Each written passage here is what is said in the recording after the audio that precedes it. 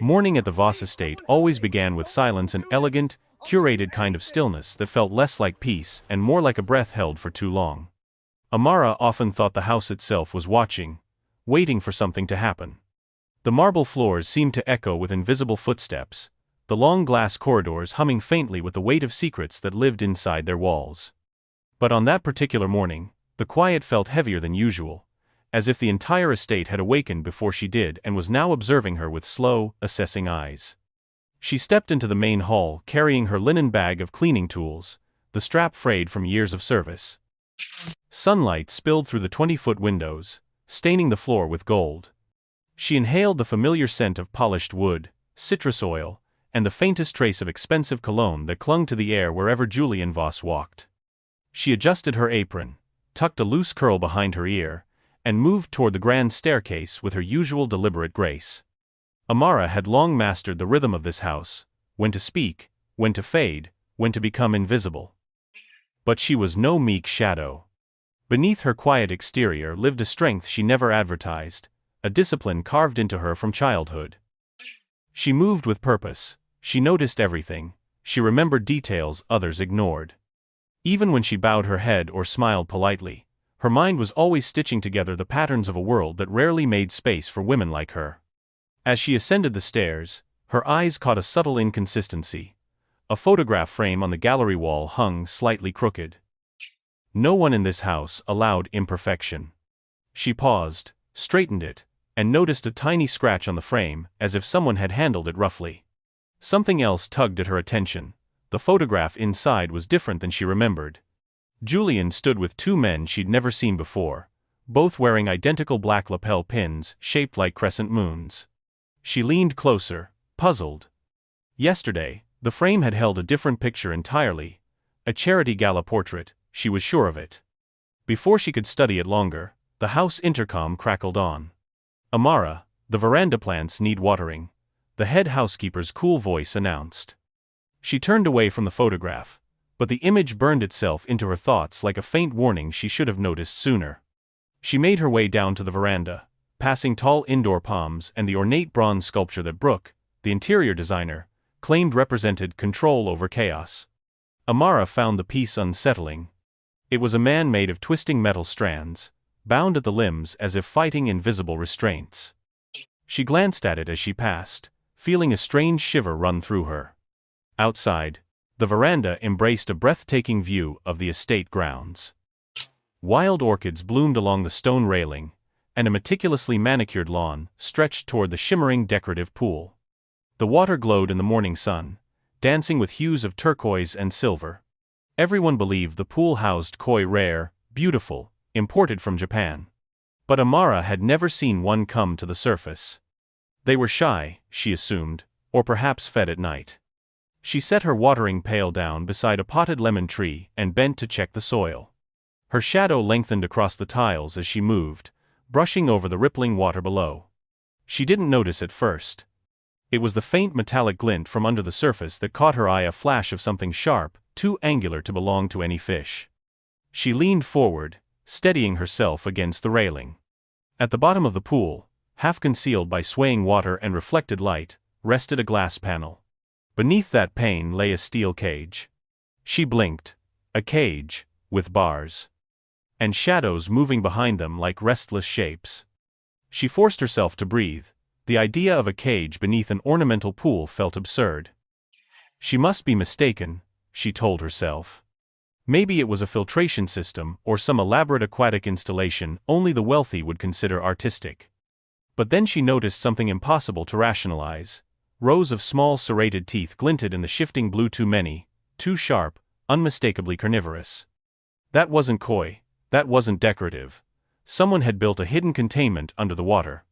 A chill crawled up her spine. She glanced around the veranda. No one else was nearby. The lemon tree leaves rustled in a slow breeze, sounding almost like whispered warnings. She crouched again, peering harder. The glass panel was thick enough to distort faces or bodies, but not enough to hide the outline of several large, sleek shapes circling each other beneath the surface. She heard a faint rasp as something scraped against the panel from below. Her breath caught. Why would Julian keep something like that? As she stood, A sharp crunch echoed behind her. She turned. A shard of broken glass lay near the edge of the veranda, tiny, jagged, almost invisible unless the sunlight hit it just right. She stepped closer and noticed a faint line of reddish-brown leading toward the pool's edge. Not rust, not paint. Something or someone had been injured near here recently. She slowly lifted her gaze and froze. Julian Voss stood on the far side of the pool, hands in his pockets, gaze fixed on her. He wore his usual charcoal suit, though he hadn't left the house yet. Perhaps he had been watching her longer than she realized. His face was perfectly still, the kind of stillness that made people uneasy even when he smiled. Amara felt the weight of his stare carve into her. "Is there a problem?" he asked, voice calm but edged with something unreadable. She shook her head, managing a small, respectful reply. "No, sir, just tending the plants." He didn't move, didn't blink for several seconds. Then he turned slowly, as if satisfied with something she couldn't identify, and walked back into the house. The moment he disappeared through the glass doors, she exhaled. Her pulse drummed in her ears. Something about his presence felt wrong today. Not angry, not impatient, but watchful. Measured. As though he'd expected her to notice the cage. As she collected her watering pail, she tried to shake off the unease. Maybe the pool installation was part of a private project he hadn't mentioned. Maybe the bloody smear was from animal transport crates. Wealthy people lived strangely. She had seen stranger things during her years working in affluent estates. But none of those explanations settled the tremor in her stomach. On her way back inside, she passed the open kitchen window. The scent of rosemary and butter floated out, familiar and comforting. She paused for a moment, letting the normalcy soothe her. Then she heard a laugh drifting out from deeper in the house. A soft, amused laugh she'd heard countless times on news interviews, in charity galas, in videos where Julian charmed crowds effortlessly. Except this time, the laugh sounded thin, hollow, too close. She turned toward the sound, heart thudding. The kitchen was empty. The hallway beyond it was empty. The estate was still. But the laughter, Julian's laughter, echoed again, this time directly behind her ear. She spun around. No one was there. And as her pulse hammered wildly, she realized the laugh wasn't coming from anywhere inside the house. It was playing from a device placed under the counter, blinking red. As if someone had recorded Julian's voice and planted it exactly where she would hear it.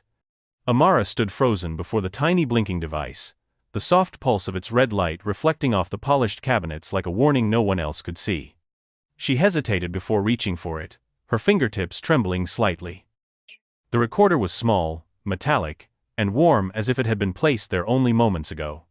Julian's laugh looped again, but this time she heard the faint click of the mechanism resetting itself, as if the device had been programmed to repeat until discovered. That was the part that chilled her. Someone wanted her to find it. She shut it off and slipped it into her apron pocket just as footsteps echoed from the east hall. She straightened quickly, masking her tension with practiced ease. "Morning, Amara." The soft voice came from Lena, the elderly pastry chef who had worked in the Voss household long before Amara arrived. Lena moved slowly these days, her joints stiff but her eyes still bright with unwavering warmth. "Morning," Amara replied, grateful for something familiar in a house that suddenly felt hostile. Lena shuffled toward the pantry, humming faintly. Amara watched her for a moment. This kitchen had always been her safe space, warm, fragrant, grounded. If something strange was happening in the house, Lena would know. She always knew. But before she could speak, Julian's voice crackled faintly inside her apron, another automatic playback. The recorder had cued before she switched it off. She pressed her hand over her pocket, silencing it. Lena didn't notice. She had already disappeared behind a stack of flour bags. Amara walked out of the kitchen, mind buzzing with unanswered questions. Why would someone record Julian, and more importantly, why plant the device where she would be the one to hear it? The estate seemed different as she moved through it. Walls felt narrower, doorways darker, the quiet thick with expectation. She needed space to think. She headed toward the west wing, where the guest suites remained unoccupied and silent. But as she turned the corner, she spotted someone kneeling on the floor outside the study. Mrs. Callahan, the head housekeeper. Callahan was wiping the marble tiles with unusually aggressive strokes, as though scrubbing at something stubborn. She looked up sharply when she sensed Amara's presence. "Shouldn't you be on veranda duty?" Callahan snapped. "I finished," Amara replied calmly. "Thought I'd check if you needed help." The older woman's eyes narrowed. She wasn't easily flustered, but something flickered across her face: annoyance? Fear? Something else entirely. "No," she said curtly. "Stay out of this hallway today. Maintenance issue." Amara glanced at the tiles. They were spotless, so why the urgent scrubbing? She caught a faint metallic scent, a shadow of red seeping between the cracks before Callahan's sleeve slid over it, blotting it away. Amara's pulse quickened.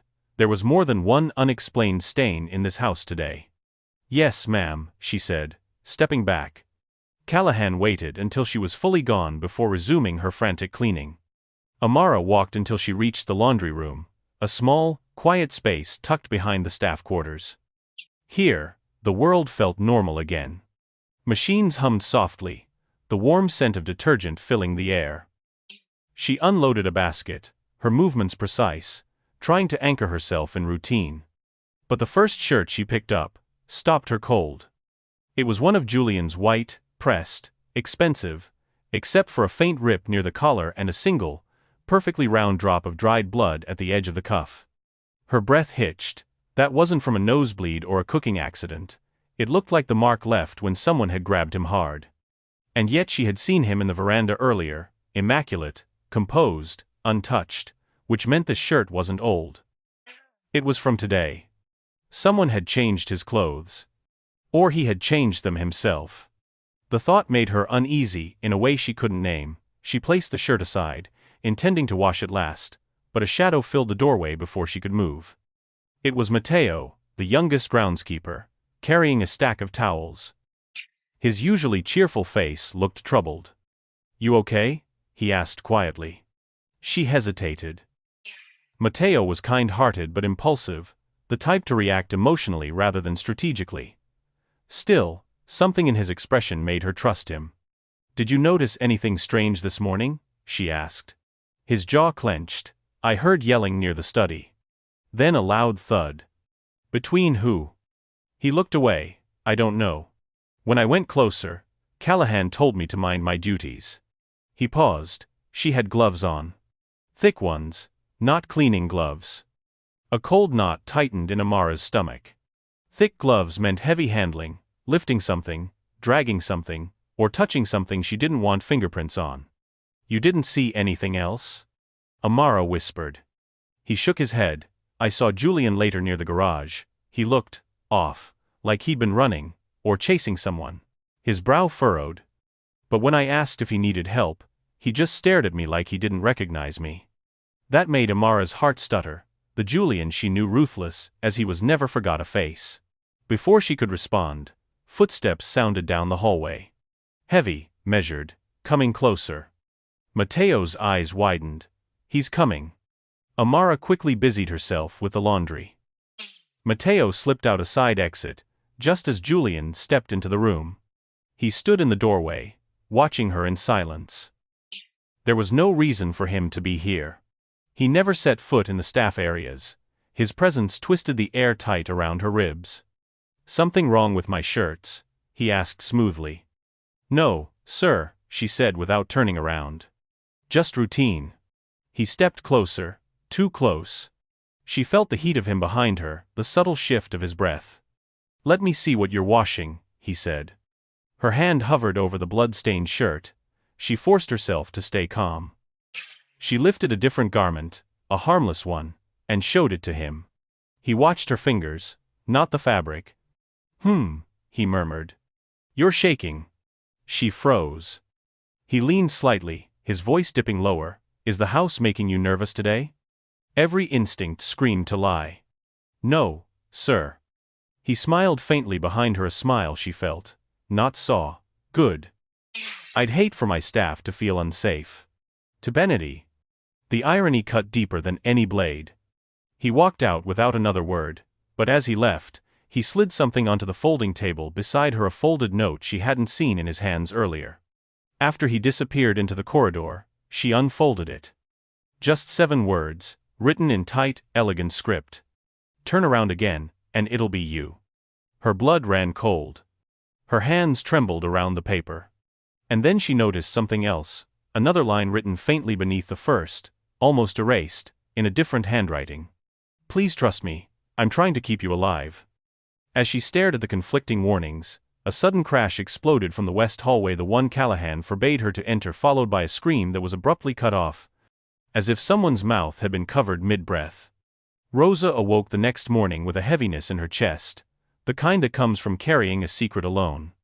The folded note she'd found last night crumpled in her apron pocket. Though she didn't remember putting it there, felt like a stone she couldn't shake off. He knows what you saw. Still no signature, no hint of who had slipped it to her, only those 5 words. They clung to her thoughts as she tied her hair into a neat bun and stepped into the quiet stillness of the mansion corridors. She moved through the early tasks, dusting the carved banisters, refreshing the lilies in the foyer, sweeping the marble steps with mechanical efficiency, but her mind spun faster than her hands. It wasn't just the drowning incident, replaying in her head. It was Leon's expression afterward. Not fear, not guilt, but calculation. As if he were already rewriting the scene in his mind, deciding what version of the truth he'd release to the world. By noon, she had convinced herself to avoid him as much as possible. Not out of obedience, out of survival. She had seen too much, enough for him to worry about what she might say. But she didn't expect him to seek her out. Rosa, Leon called from the library doorway, his tone smooth, as if inviting her in for tea instead of interrogation. Come here a moment. Her pulse spiked. She turned slowly, clutching the stack of folded linens a bit too tightly. Leon stepped toward her, the dim gold light of the library outlining the sharp angles of his face. Behind him, the antique globe spun lazily. Someone must have bumped it recently. I've been thinking, he said, voice calm. You work hard, very hard. More than most. I want you to feel appreciated. Every instinct inside Rosa screamed that appreciation wasn't the reason he'd summoned her. Appreciation didn't require closing a door behind her.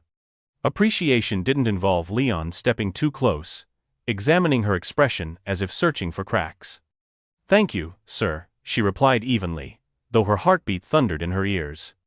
He walked around her, slow circles, a predator measuring the distance between hunger and satisfaction. You were by the pool yesterday, weren't you? He asked softly. Her breath caught. There it was, the exact question she'd feared. Yes, she said, a safe truth, nothing more. And you saw everything?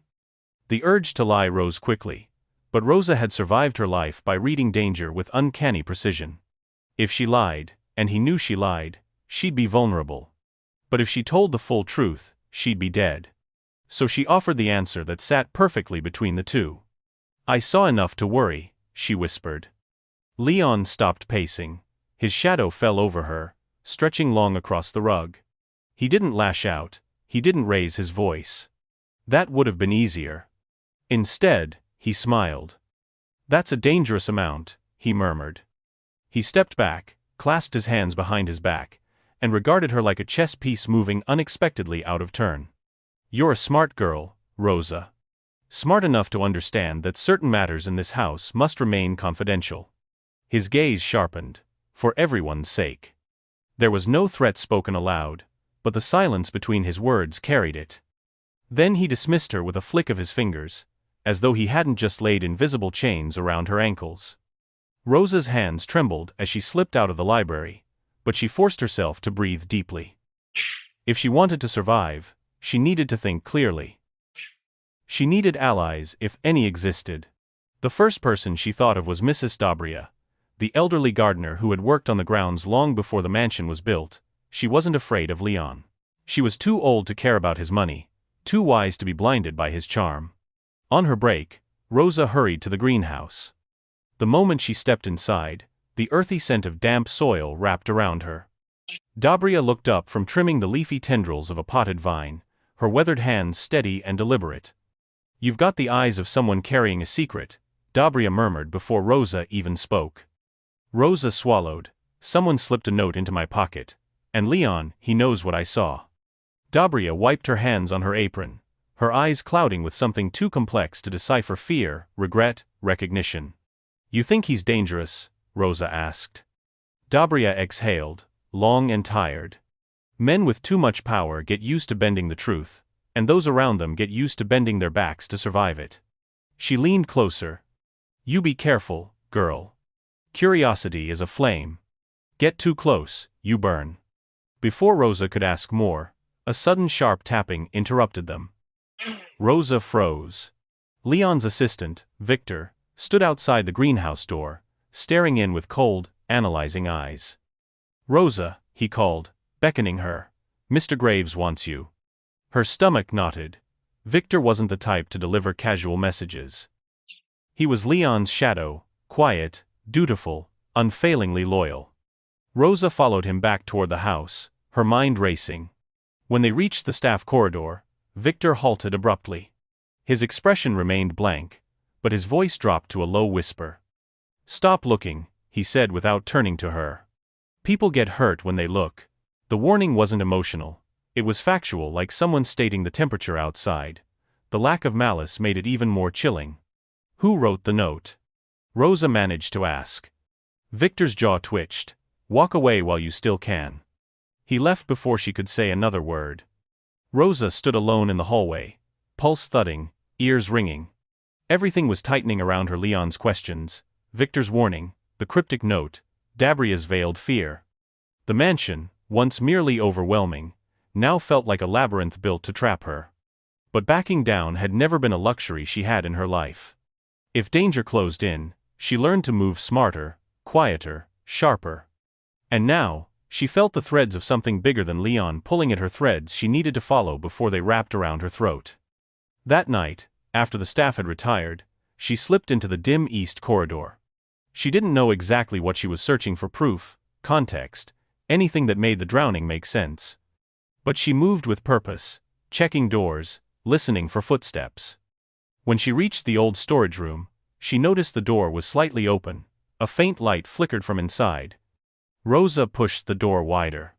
A figure stood in the shadows. She gasped. It wasn't Leon. It wasn't Victor. It was a stranger, someone she had never seen in the mansion before, his coat still wet from the rain, his breath shallow from running. He stared at her with eyes full of urgency and fear.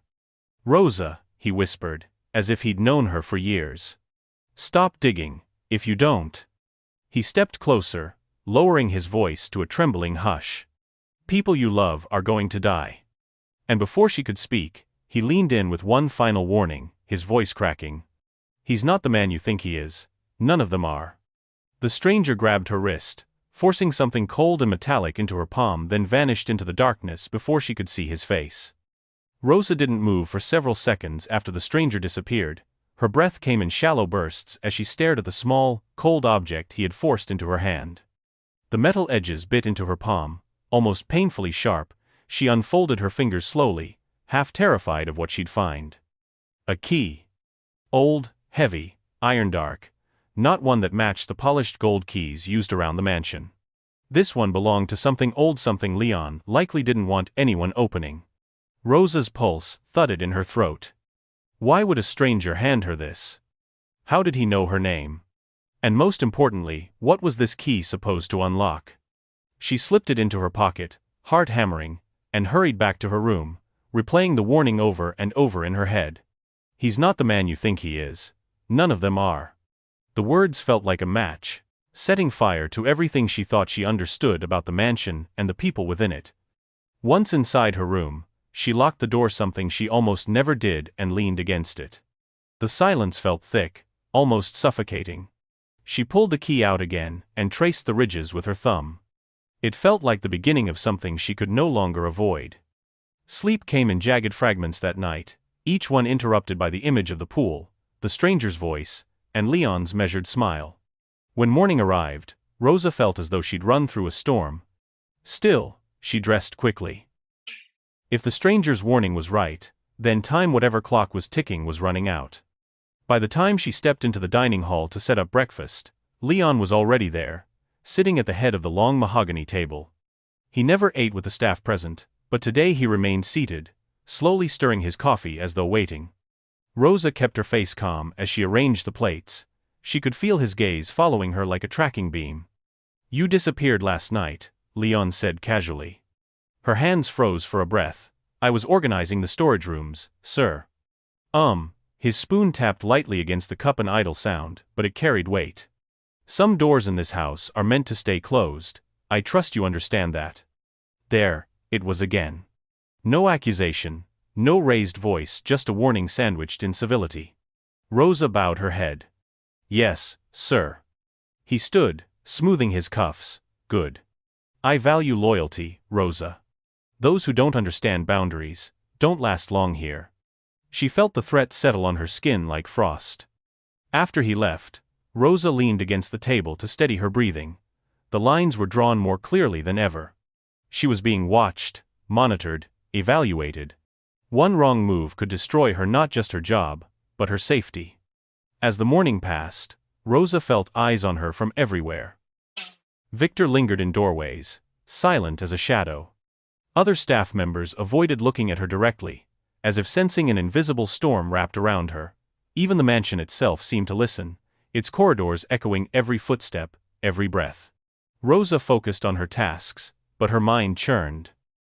The key burned in her pocket, demanding her attention. She needed to know what it opened. She needed one moment alone in the oldest part of the house, the West Wing, the abandoned wing. No one went there. No one was allowed. Which meant, that's exactly where she needed to go. Later, during her break, she slipped quietly through the narrow servant staircase that led to the back of the mansion. Paint peeled from the walls as she walked, cobwebs clung to the corners. A cold draft snaked across her skin. Even her footsteps sounded different here, muffled, cautious, swallowed by the age of the structure. At the end of the corridor stood a small iron door, half hidden behind rotting shelves. The air around it felt wrong, denser, colder, as though the house itself recoiled from whatever was on the other side. Rosa pulled out the key. Her fingers trembled as she slid it toward the keyhole. The sound of metal scraping against metal was almost deafening in the stillness. Then, click. The lock turned. Her breath hitched. Slowly, she pushed the door open. Dust swirled in the dim, stale air. The room beyond was small, filled with old crates, broken furniture, and tattered sheets. But one thing stood out, a wooden chest sitting alone in the center, untouched by dust. Someone had been here recently. Rosa stepped inside. Every instinct begged her to leave, but she forced herself forward. She knelt beside the chest and tried the key. It didn't fit. But the lock was old, corroded. She pressed harder, wiggling the key until with a rough snap the lock gave way. Inside, she found bundles of documents tied with cord, old photographs, and a sealed envelope with Leon's name written in a hand she didn't recognize. Her breath quickened. She reached for the envelope first. Footsteps. Soft. Approaching fast. Rosa froze. She shoved the envelope into her apron and pushed the chest closed. She barely had a second before the door creaked open, and Victor stepped in. "What are you doing here?" he asked, his voice deceptively calm. Rosa's mind raced. "I thought I heard something. A leak. I was checking." Victor stared at her for a long, suffocating moment. His eyes drifted to the chest, then back to her. He stepped closer, enough that she felt his breath stir the hair near her ear. "This wing is forbidden," he said softly. "If Leon finds out..." He didn't finish the sentence. He didn't need to. Victor escorted her back to the main hall without another word. But something was different. His usual, unreadable expression had cracked slightly. There was tension in his jaw, a flicker in his eyes, something like concern, or fear, or maybe the strain of holding back a truth he couldn't say aloud. When they reached the kitchen, he stopped her with a hand on her arm. His grip tightened. "You have to stop," he whispered.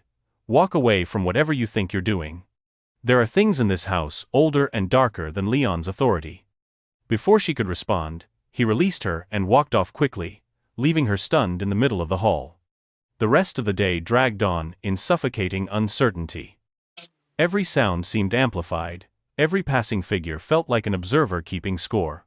Rosa carried the sealed envelope against her chest like a heartbeat she couldn't control. By nightfall, she had made her decision. She couldn't run anymore. She needed answers. She waited until the mansion fell silent, then slipped into her room, lit a single dim lamp, and opened the envelope. Inside was a single sheet of paper. A list. Names. Dates. All crossed out except one. Her breath stopped.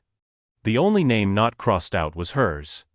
Before Rosa could process the meaning of the list, her lamp flickered and a shadow stepped into her doorway, whispering, "You weren't supposed to find that." Rosa's breath hitched as the shadow in her doorway stretched across the floorboards, tall and precise. Her pulse throbbed in her ears, while the figure remained silhouetted, unmoving, as though savoring the fear thickening the air between them. Then the lamp steadied, revealing the person standing there. Leon. He leaned one shoulder against the doorframe, his expression unreadable, his voice calm, too calm. "You weren't supposed to find that," he repeated softly. Rosa's fingers tightened around the brittle sheet of paper. Her throat dried. What is this list?" Leon pushed off the frame, entering her room as though it belonged to him. He looked around, taking in the small bed, the simple dresser, the plain walls. His gaze returned to her with a hint of amusement, as though surprised she'd managed to uncover something so forbidden. "You've been very busy," he said. "I admire initiative. But curiosity has limits." Rosa's spine stiffened.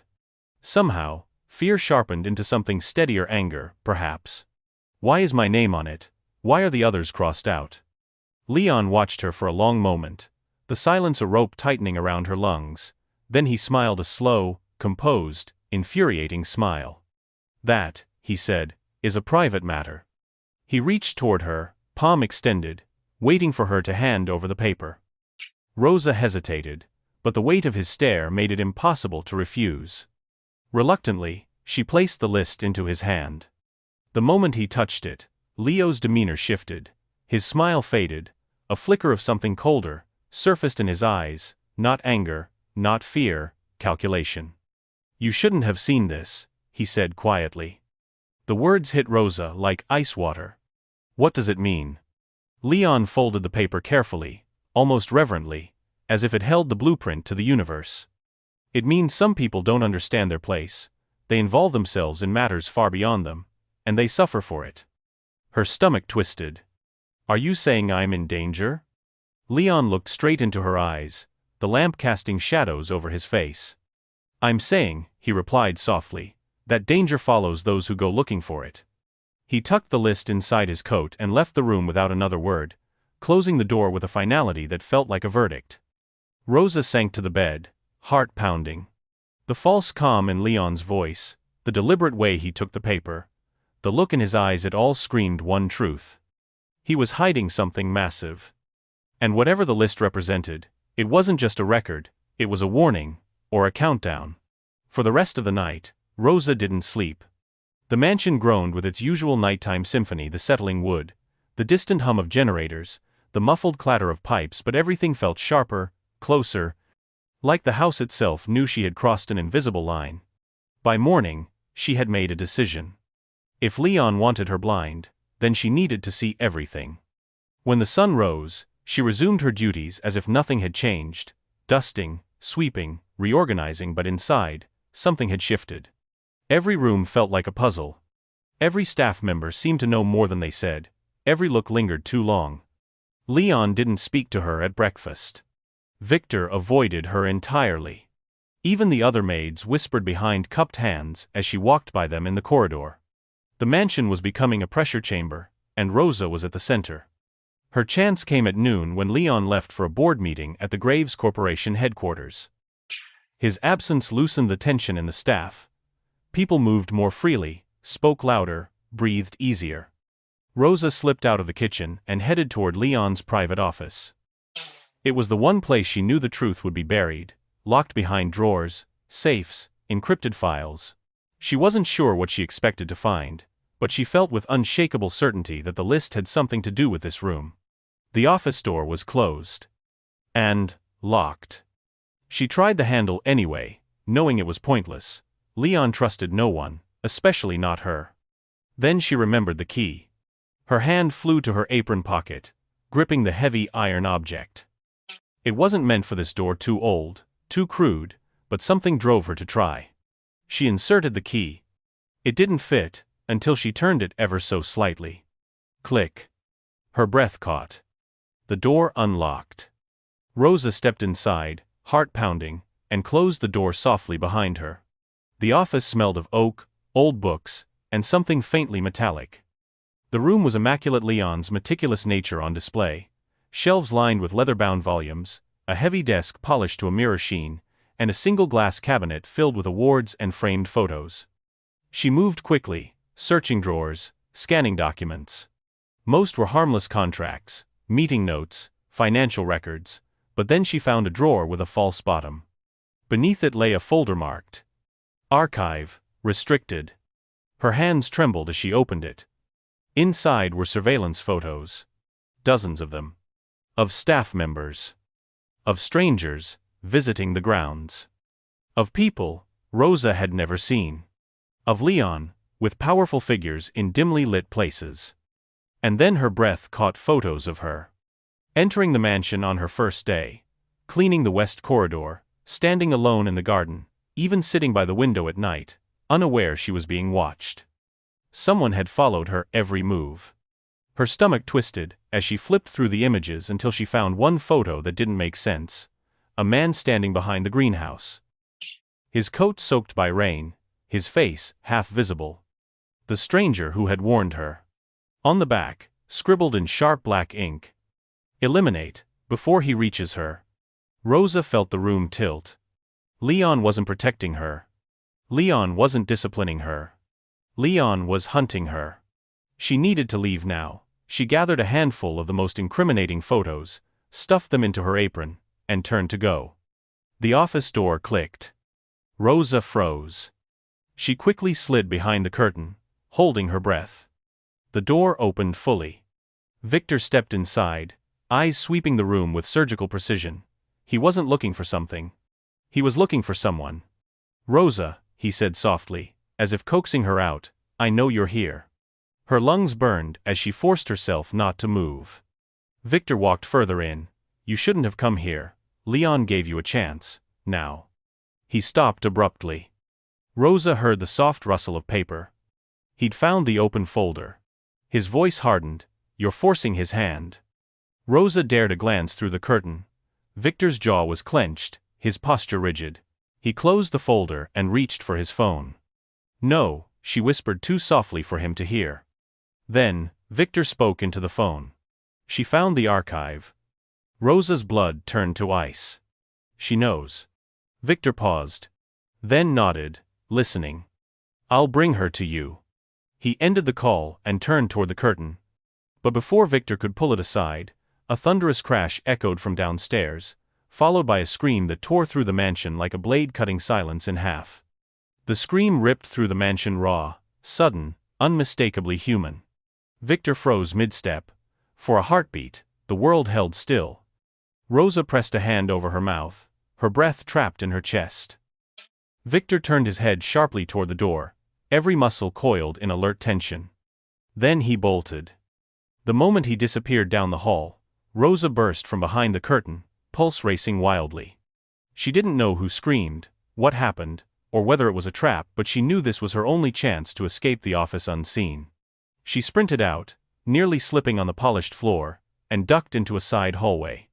The mansion roared with movement, footsteps pounding, voices calling out, distant shouts. Whatever happened downstairs was chaos, and chaos was the only shield she had. The photos in her apron crinkled with each breath. Every step felt heavier, like the evidence was dragging her deeper into danger. But she couldn't drop them. They were the first pieces of truth she'd held in her hands. She followed the sound of commotion to the central staircase, but stopped short when she saw staff clustered at the landing, whispering anxiously. At the bottom of the stairs lay a broken tray, silver platters scattered across the floor like fallen armor.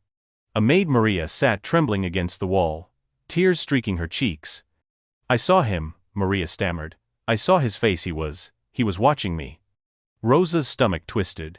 Maria's eyes darted around in terror, like she expected someone to leap out at any moment. Who? A butler asked urgently. Who did you see? Maria shook her head. Not someone from here. Someone outside, staring through the window. Rosa stepped back. Someone outside? Watching the staff, or watching her? Leon appeared at the bottom of the stairs, moving with a predatory calm while everyone else trembled. Enough, he said firmly. Maria, you likely saw a reflection. There's no one outside. Maria flinched violently at his voice, shaking her head as she sobbed. Leon crouched beside her with the gentleness of a rehearsed performance, placing a hand on her shoulder. You're exhausted, he murmured. Take the rest of the day off. Maria nodded weakly, but her eyes darted to Rosa, a silent plea, a warning. Rosa's skin prickled. Leon's gaze followed Maria's, and landed on Rosa. His expression shifted in one heartbeat.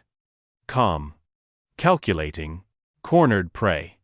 Controlled predator. He stood and ascended the stairs slowly, never looking away from her. Rosa forced herself to remain still as he approached, though her entire body screamed to run. When he stopped in front of her, he leaned in so close she could smell the faint cologne he always wore, clean, cold, almost metallic. You were in my office, he whispered. Rosa's breath stuttered. No, sir. Don't lie to me. His voice remained quiet, but the menace beneath it was unmistakable. Victor told me you found the archive. Her pulse hammered so hard she felt it in her throat. I didn't take anything. He smiled, one of those thin, controlled smiles that never reached his eyes. We'll talk privately, he said softly. Soon. Then he walked past her, disappearing down the hallway as if the conversation were merely about scheduling a meeting. But Rosa knew better. She had hours, maybe only minutes, before Leon decided she was no longer manageable. She slipped back into the staff wing, hands shaking, and locked herself inside the small laundry room. Only then did she allow her breath to break free, sharp and uneven. The photos. The list. The stranger. Victor's warnings. Maria's terror. Leon's cold certainty. All of it swirled in her mind until she thought she might collapse under the weight of it. She crouched near the washing machine and pulled out the photo of the stranger again. The ink on the back eliminate, before he reaches her, felt like a blade pressed to her throat. Why, before he reaches her? Why target her specifically? What did she have that Leon feared? What connection existed between her past and this mansion? Then the memory hit her, a flash from childhood, one she had buried so deeply she'd forgotten it until now. A man arguing with her mother. A voice raised, a threat made, papers scattered. A signature. A seal. The same seal embossed on the documents in Leon's office. Her breath stopped entirely. It wasn't the mansion that drew her into this nightmare. It wasn't coincidence. It wasn't fate. It was history. Her history. Someone pounding on the laundry door jolted her back to the present. Rosa nearly screamed.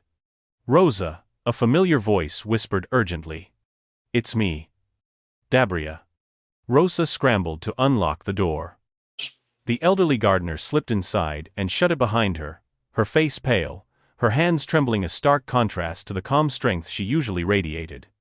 What happened to Maria? Rosa asked. Did she really see someone outside? Dabria's eyes glistened. I've seen him, too, for weeks. Lurking near the woods, watching, waiting. I thought he was a ghost from my past, but he's real. Rosa felt her heart twist. Why would he be watching us?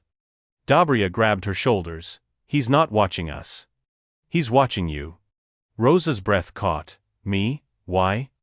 Before Dabria could answer, footsteps echoed in the hallway, heavy, purposeful. Dabria pressed a finger to her lips. Leon is coming, she whispered. You have to leave this house. Tonight. Rosa shook her head. I can't leave without knowing what's going on. You don't understand, Dabria insisted. You're not safe here. You were never safe here. But Rosa's fear hardened into something fiercer, resolve. She had pieces of truth, but the picture was still incomplete. She needed the missing piece, the one thing Leon feared her discovering. Tell me the truth, Rosa begged.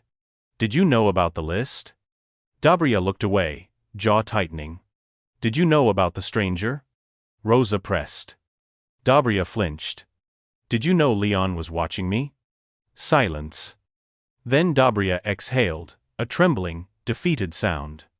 Yes, she whispered. I knew. The words sliced Rosa open. Why didn't you warn me? Dabria's voice cracked. Because Leon promised if I stayed silent, he wouldn't treat you like the others. Rosa felt dizzy. The others? But before Dabria could explain, the doorknob rattled violently. Rosa, Leon's voice called from the other side, smooth, steady, poisonous. Open the door.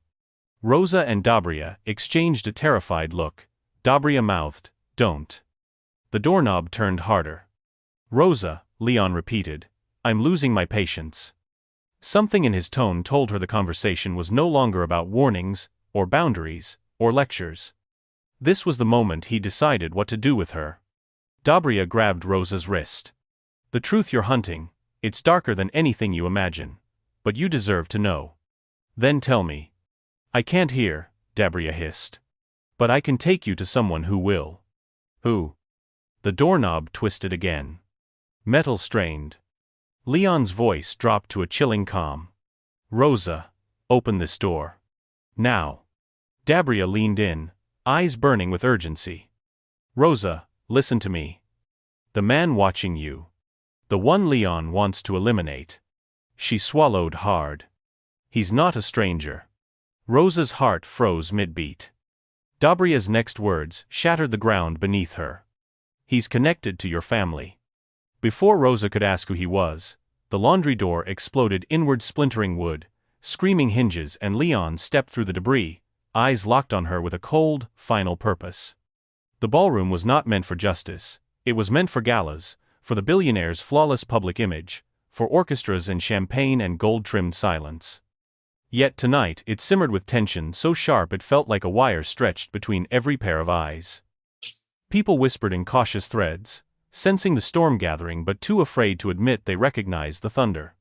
Lena stood near the edge of the room, her hands trembling inside borrowed gloves that were too large for her slender wrists. She shouldn't have been allowed here, not as a maid, not after being humiliated, not after Raymond Steele had dismissed her like an inconvenience. But tonight the rules of power were cracking in all the right places. She felt it in the air, something old, buried, rotten, finally forcing its way to the surface.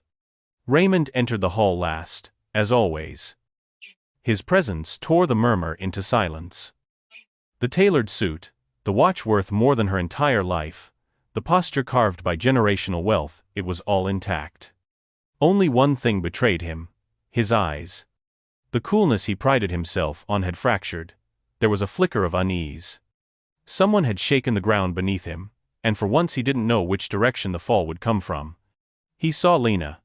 He froze. Then he looked away quickly, as if refusing to acknowledge the shift she represented. People surrounded him with flattering smiles and strategic greetings, but tonight, his attention could not anchor itself.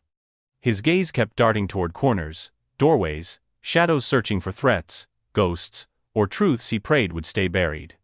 The press arrived moments later. Flashbulbs ignited like lightning against crystal chandeliers. Raymond stiffened. No event with cameras was ever unplanned. But this wasn't his event. Someone else had orchestrated this evening. The orchestra fell silent, a single microphone on the small stage crackled to life, and every breath in the ballroom seemed to pause. Detective Mira Ellison stepped into the light. Raymond exhaled sharply, barely noticeable, but Lena saw it, a flicker of recognition and dread. "Thank you all for being here," the detective began. "We apologize for the unexpected nature of this gathering, but circumstances have made urgency unavoidable." The billionaire's face twitched.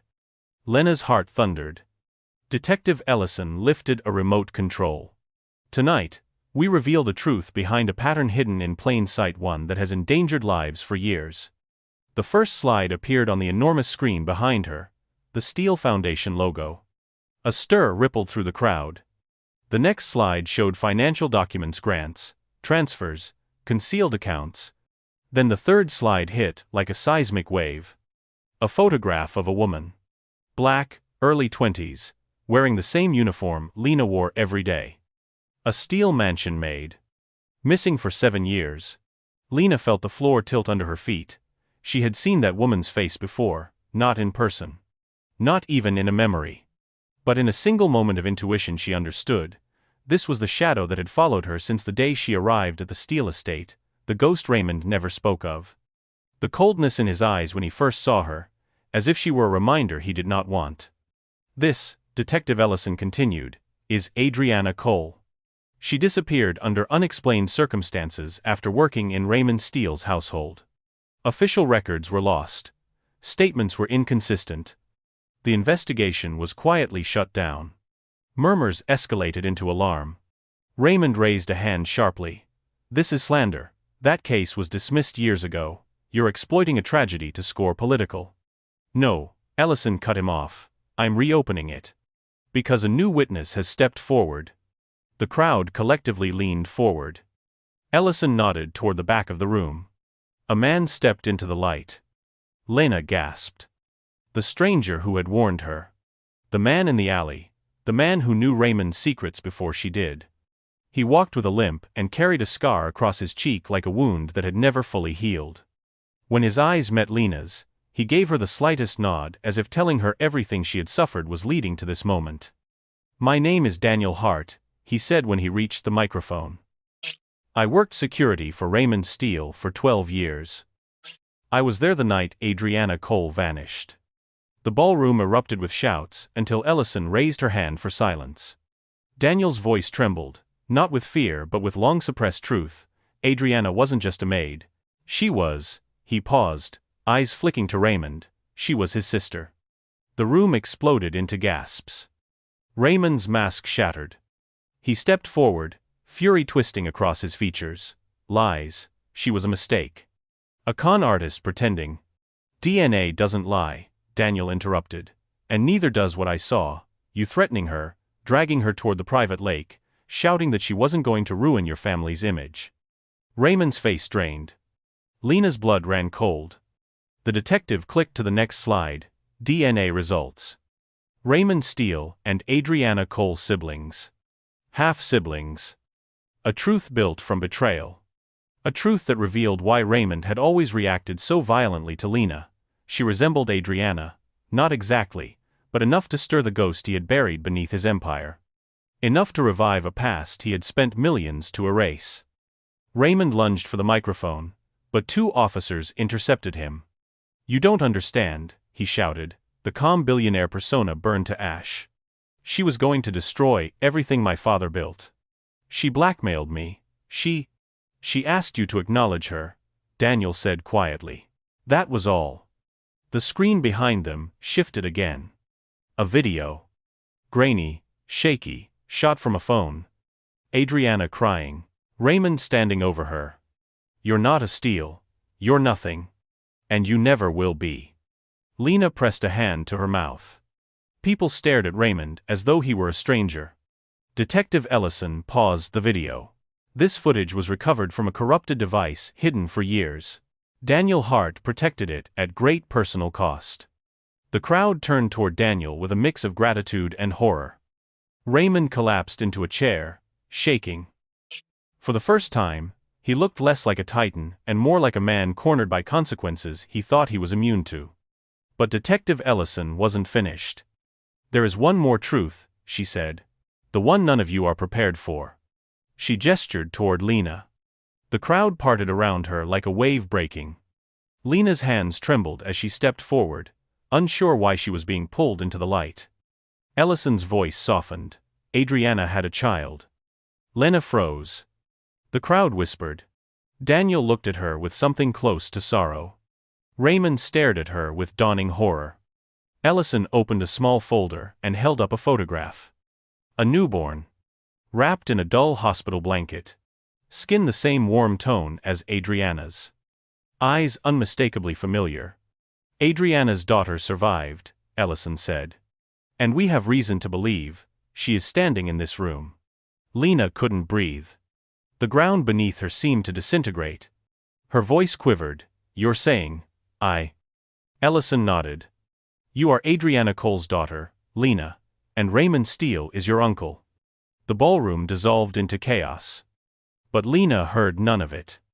Because Raymond Steele, pale as marble, whispered the words that turned the entire world upside down. That's impossible. Unless someone lied about who the father was. Lena stared at him. Raymond, Detective Ellison said sharply. What are you implying? His lips trembled. Adriana didn't have a child with a stranger, he whispered. She had a child with a steal. The room erupted. And before Lena could move, before she could demand answers, before she could even breathe, the lights went out. Darkness swallowed the ballroom so completely that for a moment Lena wondered if she'd passed out. Screams sliced through the silence, sharp, disoriented, terrified. Glass shattered somewhere near the refreshment tables. A scramble of bodies and rustling gowns and panicked breaths turned the elegant hall into a frenzy of shadows. Then the backup generators rumbled awake. Emergency lights flickered on dim, red, casting everything in a warning glow. And the first thing Lena saw was Raymond Steele. He was no longer dignified, no longer composed. Under the red lights his face looked ghostly, drawn tight with a fear he could no longer cloak. His eyes flicked wildly around the room, searching corners for threats, for escape, for a version of reality where the truth hadn't erupted like a fault line beneath him. Detective Ellison barked commands. Officers hurried toward the stage. Guests stumbled back, forming slow circles around the inevitable center of gravity, Lena. She stood frozen, her pulse hammering, every revelation from the night still spun like shrapnel inside her. Adriana was her mother. Raymond was her uncle. And the implication he had made before the lights failed, its echo still vibrated through her bones. A Steele father. A Steele father. Someone in this glittering, terrible family tree had created her, and someone had destroyed the woman who carried her. Lena, Daniel Hart whispered, appearing beside her as if he had risen from the dark itself. Don't panic. They cut the lights on purpose. Who? She breathed. I don't know. But it wasn't Steele. Raymond backed toward the exit. Flanked by 2 bodyguards, he must have signaled the moment chaos began. Panic rolled off him like heat. He wasn't trying to save himself from the accusations, he was trying to escape whoever had killed the power. Detective Ellison noticed and pointed. Stop him, he is not to leave this building. The officers lunged. The bodyguards intercepted. The millionaires and socialites recoiled, suddenly discovering moral outrage only when danger reached their heels. Raymond turned and bolted for the side corridor. Ellison shouted for her team to pursue, but there were too many bodies, too much chaos, too many people trying to flee a scandal they now regretted witnessing. Daniel grabbed Lena's wrist. We have to move. She pulled away. No, I need answers. You'll get them, but first, you need to stay alive. If the person who killed Adriana is here tonight, the blackout wasn't just theatrics. The words lodged in her throat. Someone had turned off the lights at the exact moment her identity was revealed. Someone didn't want the truth reaching its final destination. Daniel guided her toward a service hallway, away from the crowd now flooding the exits. As they slipped through a metal door, Lena felt the building inhale the shift from luxury to the raw, unpolished architecture beneath the surface. The hallway was cold, narrow, echoing with distant shouts. Where are we going? She whispered. Somewhere safe. Safe. She laughed bitterly. Daniel, nothing has been safe since the day I stepped into the Steele mansion. He stopped. The overhead bulb flickered once, casting his face into a gaunt expression of regret. You need to understand something, he said. Adriana tried to protect you. Until the night she disappeared, she fought like hell to keep you hidden. She knew someone wanted you gone. Her stomach hollowed out. Who? Daniel hesitated, and that hesitation terrified her more than any answer could. Before he could speak, footsteps erupted at the far end of the hallway. Not officers. Not detectives. Someone running. Daniel shoved Lena behind a column and stepped into the open, ready to intercept. But the figure who turned the corner was panting, desperate, and shaking with something closer to heartbreak than fear. Detective Ellison. You two come with me, she said urgently. We need to talk before this spirals further out of control. Daniel glared. You abandoned your officers? This isn't about an arrest anymore, she said. It's about stopping a bloodline from tearing itself apart. Her words slammed into Lena like a blow. What do you mean? Ellison locked eyes with her, a look heavy with something that wasn't pity but truth she didn't want to speak. I know who your father is. Lena's heart stalled. Daniel swore under his breath. Detective, don't. She deserves to know, Ellison insisted. Before someone else weaponizes it. Before Lena could respond, a distant blast echoed through the building, like a door slamming or something larger, heavier, forced open. The detective tensed. That came from the East Wing, she said. Raymond might be heading for the old family vault. He'll destroy evidence, if we don't stop him. Daniel's jaw tightened. Then we move. Now. But Lena couldn't move. Her legs were trembling, as if roots had grown from her feet into the cold concrete floor. My father, she whispered. Just tell me. Ellison exhaled slowly. Your father was someone close to the Steele family, someone powerful, someone who had everything to lose. Adriana tried to reveal it and died for it. Who? Lena cried. Give me a name. Ellison opened her mouth. A gunshot cracked through the hallway. The three of them dropped instinctively. The bullet tore into the wall inches from Ellison's head, showering plaster across her shoulders. Daniel pulled Lena down behind him, shielding her. Who the hell fired? Footsteps echoed again, closer, steady, no attempt to hide. Daniel stood, gun drawn. And out of the shadows stepped Evelyn Steele, Raymond's mother, the matriarch of the empire. Her silver dress was pristine even in the emergency lighting. Her expression was eerily calm, too calm. She stared at Lena with an intensity that felt surgical. Put the gun down, Daniel, she said softly. This has nothing to do with you. Daniel didn't lower it. You fired at a police detective. Evelyn didn't even look at Ellison. She has been meddling in matters she cannot understand. Lena rose slowly.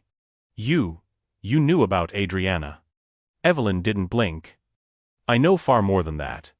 Her gaze dropped to Lena's eyes, studying their shape, their color, the faint resemblance to someone else entirely. I warned Adriana to stay quiet, Evelyn said. But she refused. And now you're about to make the same mistake. Lena's breath hitched. What mistake? Evelyn stepped closer, her voice lowering to a chilling murmur. The mistake of digging up the identity of your father. Lena felt the world pull tight around her. Daniel whispered, Evelyn, don't. But Evelyn smiled a small, tragic, venomous smile. He is the last person you would ever suspect, she said. And the one person whose fall would destroy this entire empire. Ellison raised her weapon. Mrs. Steele, step back. You're tampering with an ongoing. Evelyn didn't move. She simply lifted her hand. And showed them a keycard marked VALT. Raymond isn't the danger, she said. I am the one you should fear. Before anyone could react, she turned and sprinted toward the East Wing, toward the vault, toward whatever secrets she intended to bury forever. Lena ran after her without thinking. Because the woman who had shielded a billion-dollar family for decades was now trying to erase the last piece of truth left. And somewhere in that vault lay the name of Lena's father.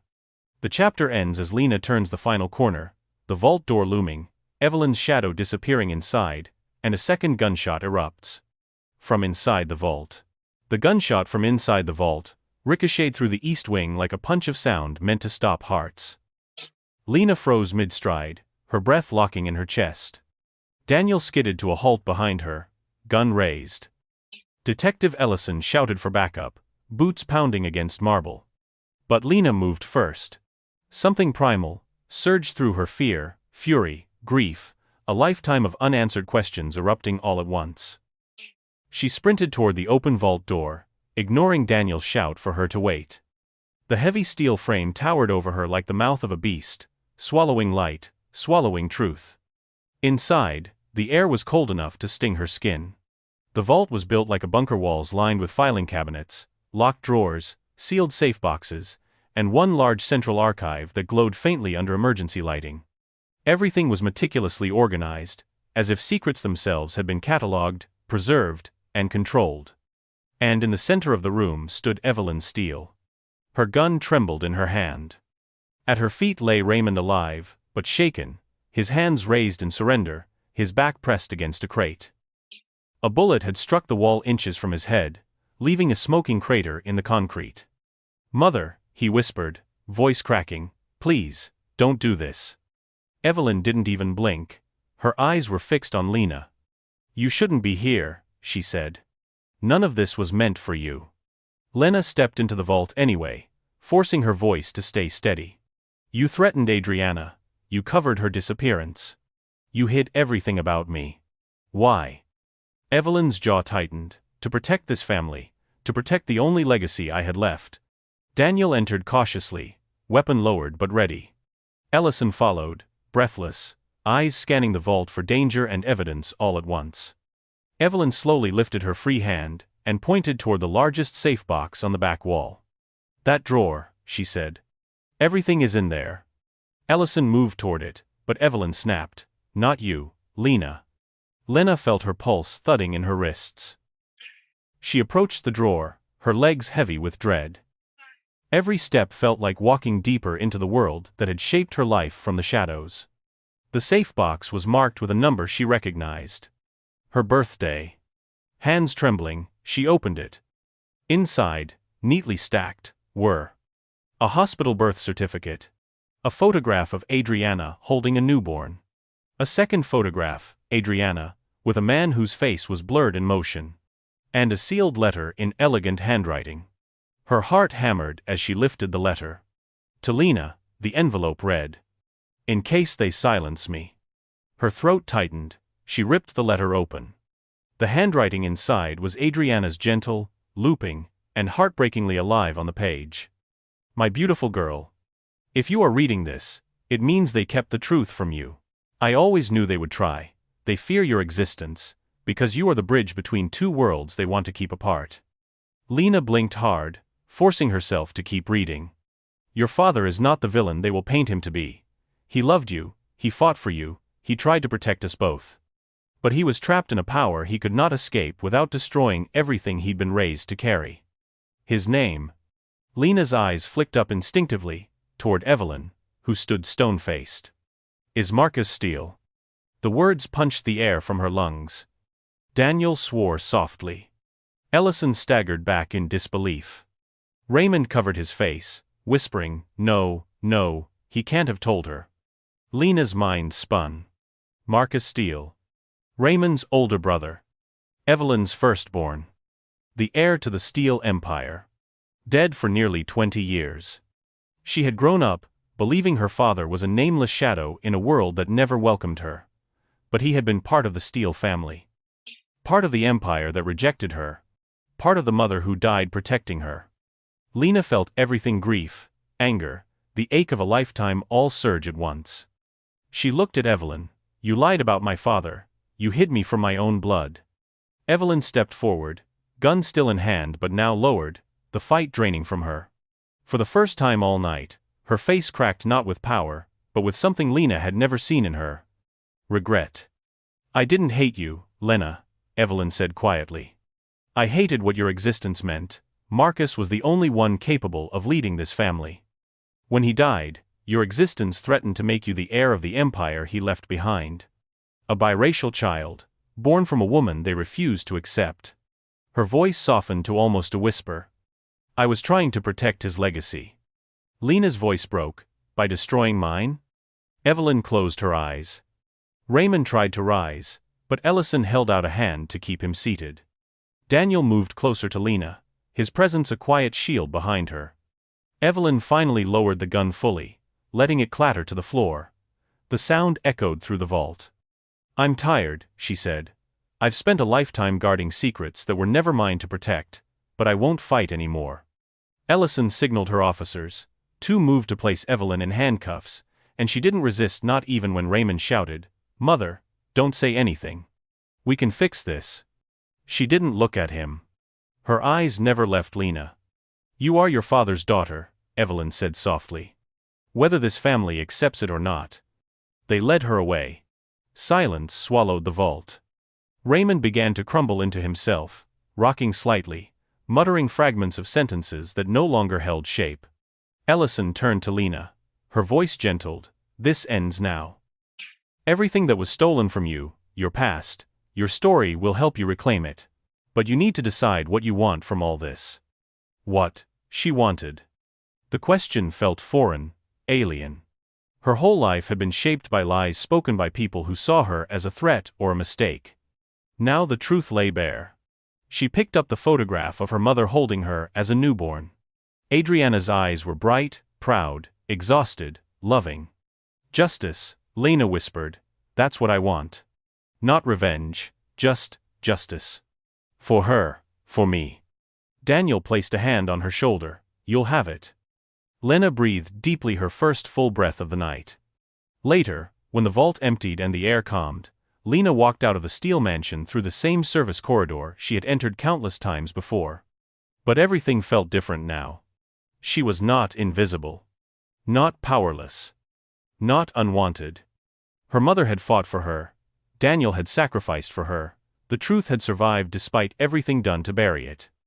Outside, dawn was beginning to rise, soft, fragile light stretching over the horizon. A new day. A new beginning.